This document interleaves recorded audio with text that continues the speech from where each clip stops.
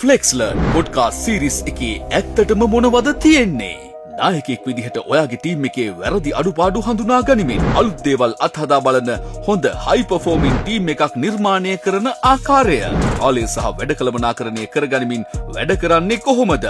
මේ වැඩේ මම තරම් හොඳින්ම කරන වෙන කවුරුත් නෑ කියලා ඔයත් හිතනවද? එහෙනම් ඔයාට මේ කොටසින් ගොඩක් දේවල් ඉගෙන ගන්න පුළුවන් වෙයි.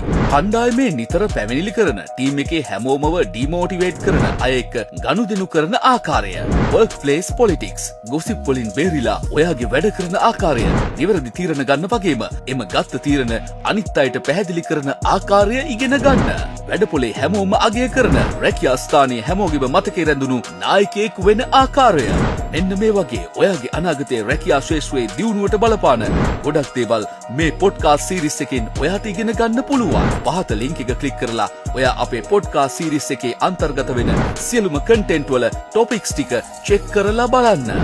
සයිට් එකේ ෆ්‍රී අහන්න පුළුවන් ඔඩියෝ ෆයිල් 5කුත් ඇති. ඒ ටිකත් අහලා බලලා ඔයාට හොඳයි කියලා හිතෙනවා නම් අපේ පොඩ්කාස්ට් සීරීස් එක ඔයාට මිලදී ගන්න පුළුවන්.